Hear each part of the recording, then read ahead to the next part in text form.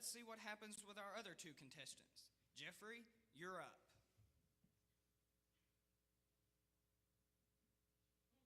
Jeffrey? Jeffrey! What? Are you interested in playing the game today? Well, yeah, that's what I'm here for, dude. I see. You like your phone, huh? Oh, yeah, I'll be lost without my baby right here. I see. Well, let's see what decisions you'll be faced with. I'm ready, man. You dropped your phone, and now it's not working properly. The only chance you'll have to get it looked at is on Sunday. What do? Well, I go to church all the time, man, but I can't live without Susie here. I'll just have to go get her fixed. Then maybe I can make it to church Sunday night. But if not, there's always next week. I see. So you would miss church because of a gadget? Well, just this once. It's not a big deal to miss church every now and then, is it? Okay. The following Friday is a youth outreach activity. But the new video game you've been waiting for months finally came out. You start playing it and you get sucked in. It's time for church, but you've only got one level left before you've beaten the game. What do, Jeffrey? Oh, man, that's a tough one. Just one more level? Well, it's not really a church service. I mean, it's just one of those extra things, right? Besides, there's nothing wrong or sinful with the game. It'll be all right to miss it out in just once. Okay. Before we go any further, would you like me to give you a heads up about the path you're on and the consequences you'll be facing? Yeah, that'd be great. It's kind of like a cheater app on the phone, right? Right. You enjoy your entertainment so much that they no longer occupy some of your time. They monopolize all of it. Even when you're at church, you find yourself secretly checking football scores and missing out on what the preacher is saying. You start missing more church because your heart just isn't in it anymore. Because most of your thoughts are about the latest movie, video game, or playoff game. You don't seem to have any time to pray or read your Bible anymore. And even when you do try to pray, your mind wanders and starts thinking about the new iPhone app. In 10 years, you've grown 50 pounds heavier, have grown no wiser, and are well on your way to living on government assistance. Your eyes are failing because of so much screen exposure.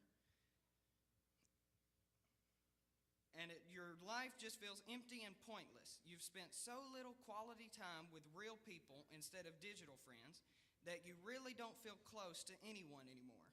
You still go to church on occasion, but you're too distracted to really get involved. You're not even sure if you're saved anymore or not. Whoa, dude, stop right there. That is not the way I had things figured.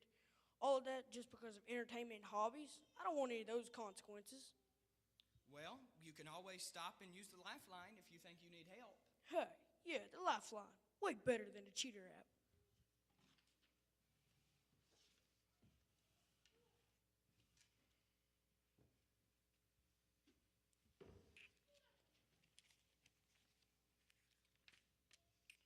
If ye then be risen with Christ, seek those things which are above, where Christ sitteth on the right hand of God. Set your affection on things above, not on things on the earth. If I'm a Christian, I should be so consumed with this phone. I thought it was just a hobby, but it's been taking a pretty big chunk out of my life.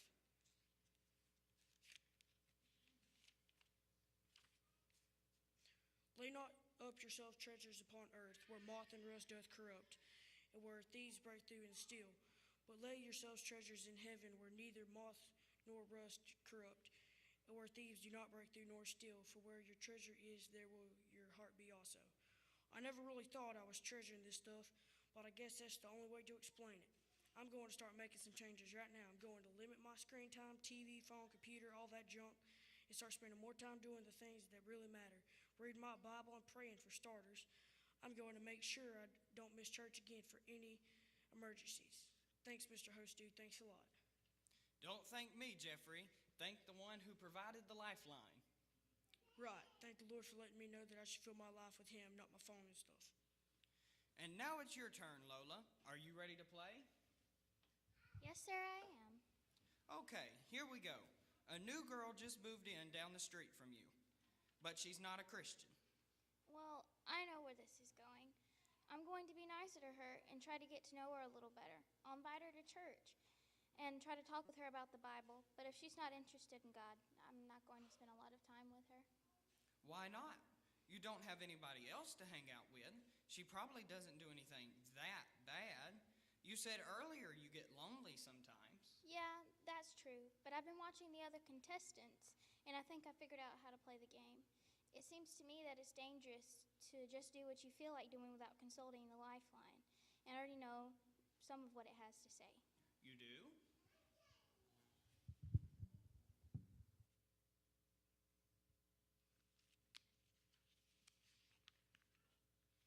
Sure I do. Blessed is the man that walketh in the counsel of the Blessed is the man that walketh not in the counsel of the ungodly, nor standeth in the way of the sinners, nor sitteth in the seat of the scornful. Obviously, it has to be dangerous to spend too much time with sinners. Otherwise, the Bible wouldn't say that. He that walketh with wise men shall be wise, but a companion of fools shall be destroyed. Make no friendship with an angry man, and with a furious man thou shalt not go, lest thou shalt learn his ways and get a snare to thy soul.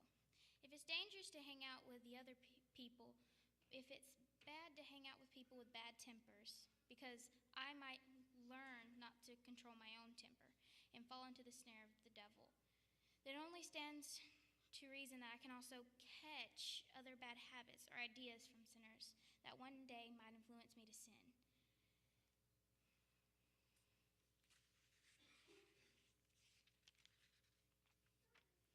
Be ye not unequally yoked together with unbelievers. For what fellowship hath righteousness with unrighteousness? And what communion hath light with darkness? Wherefore come out from among them, and be ye separate, saith the Lord, and touch not the unclean things, and I will receive you, and will be a father unto you, and ye shall be my sons and daughters, saith the Lord Almighty. Wow, this lifeline has all the answers, doesn't it? So far it does. I've been hosting this show for years, and I've never seen a contestant lose yet, unless he refuses to take counsel of the lifeline. Well, that's all the time we have for today, folks. Be sure to tune in next time to see 3 new contestants confront situations as worldly music, obeying your parents, and whether or not to wear makeup. Until then, watch your step. You don't want to face any ugly. Thank you. Good night.